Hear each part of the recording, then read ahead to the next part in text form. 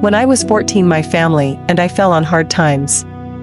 We got kicked out of our house and ended up in emergency housing.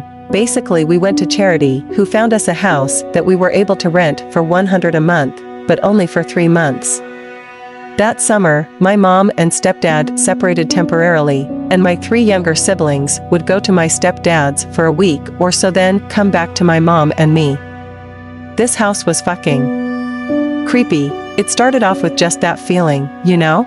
Like, something isn't quite right, that you might not be the only person in the room. In the day, that's all it was, the feeling that something was up. Your instincts pricking at you.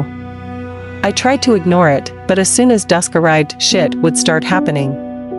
More than once I could hear the static-filled music playing, but I couldn't find the source, it just filled the halls.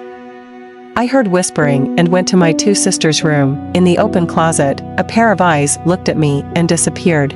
My brother spent one night in the house and didn't come back. In my room, I could never win. On one wall, a mirror, when I flipped over to face the window, I watched tall shadow figures pace in front of it.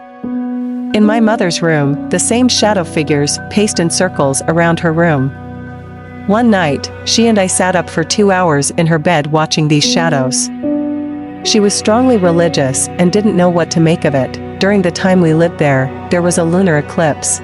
I had never seen one before and was very excited for it. When I went out to look, every time, this terror took over me, and I couldn't stay outside. I couldn't explain it. When the moon was fully cloaked, I went outside, looked up, but my head suddenly snapped down and to my left. I could see 3 tall shadows walking in between the tall pine trees in the yard. Panicked, I ran back inside and into my room, flinging myself under the covers with my eyes shut tightly, but listened to the pacing outside my bedroom window. 3 months of this. We moved out at the end of summer into a new house. My mom and stepdad got back together and I was with my younger siblings again. We all agreed the house on Acorn Street was fucked up, and still get chills when we drive by it, just to see